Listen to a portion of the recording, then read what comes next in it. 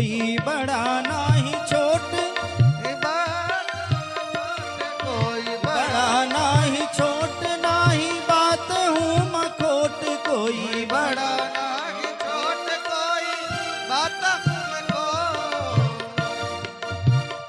अरे लोग झूठ झूठ, लोग झूठ झूठ हिंदू मुसलमान बा, काहे पर गुमान बाना। लोग झूठ झूठ हिंदू मुसलमान बा, काहे पर गुमान बाना। तो हर दहिया माटी के मकान बा, काहे पर गुमान बाना। और दहिया माटी मकान काहे पे गुमान बाना। यहाँ कुछ नहीं रहना है, सब चला जाना है। जिस पर अभिमान करना है वो शरीर भी नहीं रहना है। युधिष्ठिर महाराज ने कहा कि जब कन्हैया नहीं तो फिर मैं रह करके क्या करूंगा। जब गोविंद चले गए तो परीक्षित जी को तिलक कर दिया, राजगद्दी पर बैठा दिया और पांडव एक एक करके स्वर्गारोहण कर लिए। अब इधर परीक्षित जी राजा बन गए। राजा बन के जब इस पूरे छत्रपति सम्राट बन गए, एक छत्र राज्य हो गया परीक्षित जी का, तो दिग्विजय प्राप्त करने के लिए निकले। जंगल में दिग्विजय प्राप्त करने के लिए निकलते हैं, दसों दिशाओं को जीतने के लिए निकलते हैं। गाय और पृथ्वी का संवाद देखा, वो पृथ्वी और धर्म का, जो गाय और बैल के रूप में दोनों बात कर रहे थे। पूछा आप कौन हैं? बोले ये हम धर्म हैं, हम पृथ्वी हैं। सब अपने अपने दुख की गाथा एक दूसरे को सुना रहे थे। एक शूद्र को डंडा लेकर के मारते हुए देखा, परीक्षित ने तुरंत तलवार निकाला। तू बड़ा निर्दयी है, इतनी दुर्बल गाय को मारता जा रहा है, हम तुझे जीवित नहीं छोड़ेंगे। हाथ जोड़ के शरण में आ गया, महाराज हमारी रक्षा करो, हम आपकी शरण में आए हैं। महाराज परीक्षित ने देखा इसमें तो बड़े अवगुण हैं, इसको तो अपने राज्य में रहने नहीं देना है। लेकिन जब परीक्षित वो हाथ जोड़ के कलयुग आ गया शरण में, तो परीक्षित जी देखते हैं इसमें एक गुण है, कलयुग केवल हरि गुण ओ गावत नर पावई भवथा। इस कलयुग में एक गुण है, कलयुग में जो भगवान का भजन करता है, भगवान का भजन करते करते ही भगवान को वो प्राप्त कर लेता है। कलयुग केवल नाम आधारा, सुमिरी सुमिरी नर उतर ही पारा। एक आधार राम भगवाना, केवल एक ही आधार है भगवान का नाम। तो परीक्षित जी ने कहा इसको जीवन दान दे दो, मारो ना, जगह दे दो। तो 4 जगह दिया, जाओ तुम जहां झूठ बोला जाए यहाँ रहो, शराब पिया जाए यहाँ रहो, वैश्यावृत्ति हो वहां रहो, जीव हिंसा हो वहां रहो। कलयुग को दिया। कलयुग ने मांगा सोना दे दो, परीक्षित ने कहा सोना भी मिल गया, दे दिया। कूद के राजा परीक्षित के सर पर बैठ गया। परीक्षित की बुद्धि बिगड़ गई। जो परीक्षित जीव हिंसा करना पाप समझते थे, एक बार शिकार करने के लिए निकल पड़े। एकदा धनुरुद्ध में विचरन मृगयाम बने, मृग की तलाश में राजा ने जंगल में समय बिताया है। जब भूख प्यास से त्रस्त हुआ, जंगल में आश्रम पाया है। जब पानी मांगा मुनिवर से, नहीं पानी कोई लाया है। अपना अपमान समझ करके तब भूप क्रोध में आया है। राजा क्रोधित हो गया, मेरा अपमान में पूरे देश का राजा ये बातमा, ये बाबा पानी नहीं पिलाता। धनुष के नोक से मरा सर्प उठाया और गले में डाल दिया। अमृत सर्प उठा कर राजा ने ऋषिवर के उर में डाला है। ढोंगी पाखंडी उठा नहीं, आज पड़ा भूप से पाला है। ये बाबा झूठे आंख मूंदे बैठे हो, हमको पानी नहीं पिलाना चाहते। अब राजा परीक्षित ने असली बाबा को नकली समझ लिया और अपराध हो गया। मरा सांप उठा के डाल दिया। एक बच्चा देख रहा था, दौड़ के गया और परीक्षित जी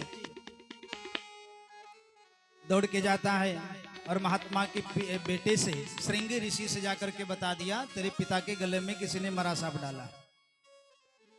तो समीक ऋषि का बेटा श्रृंगी ऋषि कौशिकी नदी में स्नान करता था। तुरंत ही एक अंजलि जल लिया और जल लेकर के श्राप दे दिया, जिस राजा ने मेरा सांप मेरे पिता के गले में डाला है, आज के 7वें दिन उसे तक्षक सांप काटेगा। इतना श्राप दे करके लौट करके आया, गले से सर्प उतारा और उतार करके जब बगल में बैठा राजा, महात्मा ने पूछा बेटा तूने क्या किया? बोले पिताजी मुझको जो करना था मैंने कर दिया। क्या किया? मैंने श्राप दे दिया है, आज के 7वें दिन उसे तक्षक काटेगा जो तेरे गले में मारा सांप डाला।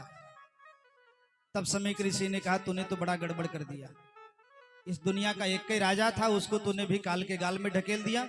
अब राजा को बताना चाहिए कि संभल जा, तेरी जिंदगी में अब थोड़े दिन बचे हैं। तो कैसे बताएं महाराज? बस समीक ऋषि चल पड़े। इधर राजा भी अपने घर पर आया, सोचने लगा मैंने क्या किया है। मुकुट उतार करके बगल में रखा, ध्यान आया मैंने एक महात्मा का अपराध किया है। कोई बात नहीं, अपराध किया उसका तो प्रायश्चित करना पड़ेगा। तब तक पता लग गया कि ऋषि का कुमार छोटा सा बच्चा, उसने श्राप दिया है आज के 7वें दिन तुझे तक्षक सांप काटेगा।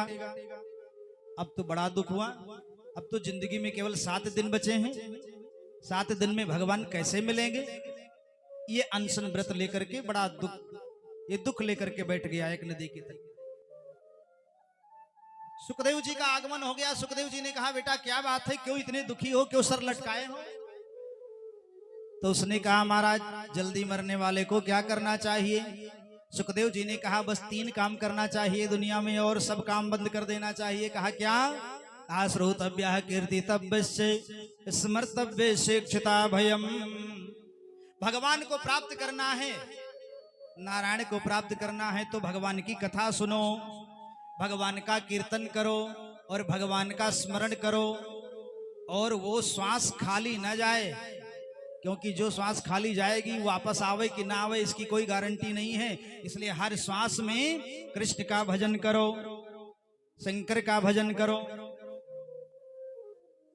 दुर्गा जी का भजन करो। ओम ऐं ह्रीं क्लीं चामुंडाय विच्चे जपो, नमो भगवते वासुदेवाय जपो, नारायण नारायण का नाम जपो। ऐसे नहीं मिलेगा, कैसे मिलेगा? कहा न तन से मिलेगा न मन से मिलेगा, न तन से मिलेगा न मन से मिलेगा, भोलानाथ तुझको भजन से मिलेगा, न तन से मिलेगा न मन से मिलेगा, न तन से मिलेगा न मन से मिलेगा, भोलानाथ तुझको भजन से मिलेगा, न तन से मिलेगा न मन से मिलेगा, भोलानाथ तुझको भजन से मिलेगा, न तन से मिलेगा।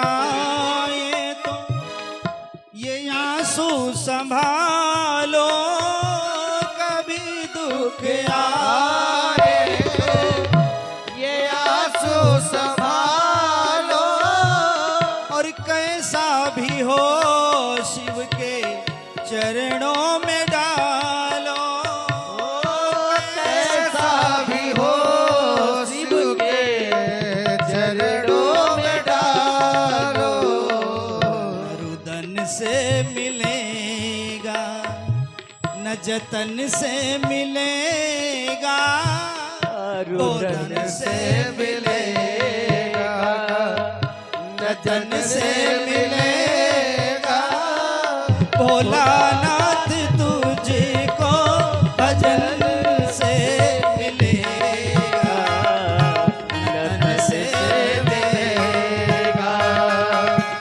मन से मिलेगा, भोलानाथ तुझको भजन से मिलेगा।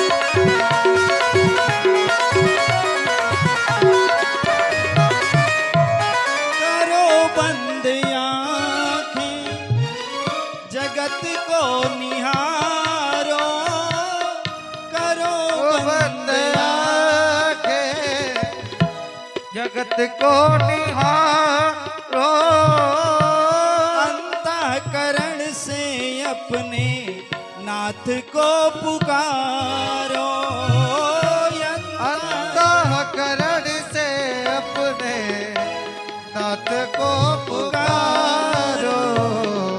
नयन से मिलेगा, बयन से मिलेगा, नयन से मिलेगा, बयन से मिलेगा, भोलानाथ तुझको भजन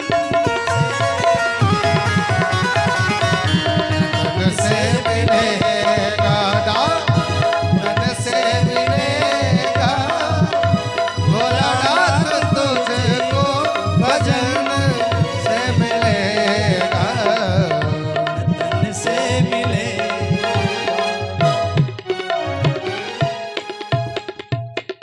बोले बांके बिहारी सरकार की। जय सुखदेव जी ने कहा महाराज बस यत्न, यही एक यत्न करना है, क्या भजन करना शुरू कर दो, कीर्तन करो, स्मरण करो और भगवान की कथा सुनो। सुखदेव जी ने कहा तो कहा कैसे सुने महाराज। वो परीक्षित जी ने पूछा, कहा आज से ही शुरू कर दो, 7 दिन बचे हैं ना, और ये कथा भी 7 दिन की, 7 दिन की कथा सुनना शुरू कर दो। बस परीक्षित जी सुनने लगे, सुखदेव जी सुनाने लगे। 7 दिन बीत गया, तक्षक सर पाया। कश्चित कश्यपो नाम ब्राह्मणो ब्रह्म सत्तमः। कश्यप ब्राह्मण आया, तक्षक सर पाया, चल काटने के लिए उधर कश्यप ब्राह्मण आ गए बचाने के लिए। दोनों एक ही जगह जा रहे हैं, एक मारने जा रहा है, एक बचाने जा रहा है, लेकिन रास्ता एक है, मंजिल भी एक है, एक ही जगह पहुंचना है, लेकिन उद्देश्य अलग अलग है। एक मारने जा रहा है, एक बचाने जा रहा है। दोनों आपस में मिल गए, भैया तुम कहाँ जा रहे? बोले तुम कहाँ जा रहे? बोले हम तो जा रहे हैं मारने के लिए, मैं तक्षक सांप हूं, जिसको तनिक सा विष लगा दिया ना वो बचता नहीं, भस्म हो जाता है। कहा तुम्हारे विष में इतना प्रभाव? बोले हाँ। कहा तो दिखाओ। एक हरा भरा पीपल का पेड़ था, बस उसी पीपल के पेड़ में थोड़ा सा भी सुगल दिया, वो हरा भरा वृक्ष जल करके भस्म हो गया। अब कश्यप ब्राह्मण ने क्या किया, उसी पीपल की राख उठा ली और अपना मंत्र पढ़ा और फूंक करके छोड़ दिया, वो फिर से खड़ा हो गया हरा हरा वृक्ष। तो तक्षक सांप ने कहा कि मैं काटूंगा राजा को और ये बचा देंगे, तो मेरे काटने का मतलब क्या है? तुम चले जाओ। कश्यप ब्राह्मण ने कहा देखो मैं रास्ते से लौट नहीं सकता कि मैं विषनाशक कश्यप ब्राह्मण जब तक्षक नृप को खाएगा, अरे विषहरण करूंगा राजा का, तब नृप जीवित हो जाएगा। जीवित हो करके राजा, जब राजा अपने मन में हर्षाएगा, मुझको वह भारी धन देगा, मेरा जीवन कट जाएगा। अरे किसी को जीवन दान देंगे ना तो इतना धन मिलेगा, इतना धन मिलेगा कि मेरा तो जिंदगी संवर जाएगी, और तुम तो वापस करोगे थोड़ा सा दोगे। अब दोनों चल पड़े, लेकिन किसी प्रकार लालच दे करके कश्यप ब्राह्मण को वापस कर दिया और तक्षक सर्प चल पड़ा। जैसे ही चलता है तो महाराज परीक्षित जी की ऐसी व्यवस्था हुई है कि चारों तरफ तालाब है, सरोवर बना है, सरोवर के बीच में एक खंभा है, उस खंभे पर व्यासासन बना है कि कोई कीड़ा भी न जाने पाए, ये सर्प भी उस पानी से ऊपर नहीं जाएगा। बीच में एक खंभा, चारों तरफ सरोवर, फिर उस पर व्यास मंच, एक सुखदेव जी बैठे, एक परीक्षित जी बैठे, कथा हो रही है भागवत की। तो महाराज परीक्षित जी के, सुखदेव जी की, परीक्षित जी की ये कथा चल रही है। एक द्वारपाल हाथ में पुष्प लिए हुए दोना जा रहा है सुखदेव जी के चरणों, परीक्षित जी के चरणों में समर्पित करने के लिए वो आ गया। तक्षक एक सांप, छोटा सा कीड़ा बन करके उड़ करके पुष्प की पंखुड़ियों में बैठ गया और बैठ करके हाथों हाथ चला गया। जैसे ही वो दोना रखा गया परीक्षित जी के पास, वो कीड़ा निकला और विशाल अजगर बन गया, सारा विष परीक्षित जी के शरीर में उगल दिया। सुखदेव जी कथा सुना करके निकले हैं और निकलते ही बताए हैं कि अभी तक्षक आएगा, काटेगा और तेरी मृत्यु हो जाएगी। परीक्षित जी ने कहा महाराज मैं नहीं मरूंगा। बोले क्यों नहीं मरोगे? कहा मरता ये शरीर है, आत्मा कभी मरती नहीं है। ना जायते मृत्ये वा कदाचित, आत्मा का ना जन्म होता है ना आत्मा मरती है, मरता शरीर है। शरीर, आत्मा तो नया नया वस्त्र बदलती रहती है। जैसे मनुष्य का शरीर मिला, इसको बदला, जब चला गया तो घोड़ा हाथी का शरीर मिल गया, वो तो कपड़े की तरह हम लोग नए पुराने कपड़े बदलते हैं, तो आत्मा भी ये शरीर रूपी कपड़े को बदलती रहती है। सुखदेव जी ने कहा बस यही बात समझाने के लिए मैंने तुझे 7 दिन की कथा सुना दी कि आत्मा अजर अमर है, आत्मा में परमात्मा का चिंतन करो, मरता शरीर है, आत्मा नहीं मरता है। सुखदेव जी की मृत्यु हो गई। अब सुखदेव जी को, परीक्षित जी की मृत्यु हो गई। सुखदेव जी कथा करते करते चले गए, विदाई हो गई। परीक्षित जी के पुत्र हुए जन्मेजय। जन्मेजय जी जब राजा हुए तो जन्मेजय जी ने कहा कि मेरे पिता की अकाल मृत्यु हुई है। व्यास जी आए, व्यास जी से कहा कि जिसकी अकाल मृत्यु होती है उसको कष्ट मिलता है। भागवत कथा सुनी, उसको इतना ज्ञान हो गया, लेकिन उसका मोक्ष नहीं हुआ। तो अपने पिता के मोक्ष के लिए मैं कुछ काम करना चाहता हूं। व्यास जी ने कहा इसके लिए तुमको देवी भागवत नवाह यज्ञ का आयोजन करना चाहिए। महाराज जन्मेजय जी बहुत क्रोधित हुए तक्षक सर्प के ऊपर और एक यज्ञ का आयोजन कर दिया, सर्पेष्टि यज्ञ, जिसमें जीवों को मारना, सांपों की आहुति देते और स्वाहा कर देते। उसमें तिल चावल साकल्य नहीं डाला जाता। आग जला दिए और सर्वे सर्पाय स्वाहा, जितने सर्प हैं वो सब स्वाहा हो जाएं। जितनी जाति के सर्प आकाश से गिरने लगे सब उसी हवन कुंड में। तक्षक ने देखा कि अब मेरा आवाहन हो रहा है। तक्षक ने इंद्र के सिंहासन को लपेट लिया। ब्राह्मणों से जन्मेजय जी ने कहा कि ये आहुति हो रही है, यज्ञ हो रहा है, लेकिन तक्षक दिखाई नहीं पड़ा। कहा वो स्वर्ग के सिंहासन को इंद्र के लपेटे हुए बोले इंद्र सहित स्वाहा कर दो, ऐसी आहुति पढ़ो कि इंद्र सहित आ जाएं, जल जाएं। तब किसी ने कहा, आस्तिक मुनि आए। आस्तिक मुनि ने कहा बेटा यज्ञ करना बंद कर दो। और तक्षक ने अमृत पी लिया है, वो मरेगा नहीं, उसको मारने के लिए व्यर्थ में लगे हो। और ये जो सर्पों की आहुति दे रहे हो, ये यज्ञ ठीक नहीं है, ये सात्विक नहीं है, ये तो तामस यज्ञ है। अरे जिसमें जीव की हिंसा की जाए वो तामसी है। यज्ञ के बहाने बकरे को बलि चढ़ा दो, ये तामसी है। महाराज ऐसे यज्ञ किसी को सुख नहीं देते हैं। बहुत प्रकार से समझाया। जन्मेजय जी ने यज्ञ करना बंद कर दिया। तो कहा मेरे पिता की मुक्ति कैसे होगी, मोक्ष कैसे होगा। व्यास जी का आगमन हुआ और व्यास जी ने कहा श्रीमद् भागवत की कथा का अनुष्ठान कर दो, बस तेरा कल्याण हो जाए। देवी भागवत की कथा होने लगी। भगवती आदिशक्ति जगदम्बा दुर्गा जी का आवाहन हुआ और प्रेम से भागवत कथा को महाराज जन्मेजय जी सुनने लगे और व्यास जी इस कथा को सुनाने लगे। नवाह यज्ञ हुआ और इस देवी भागवत के यज्ञ से महाराज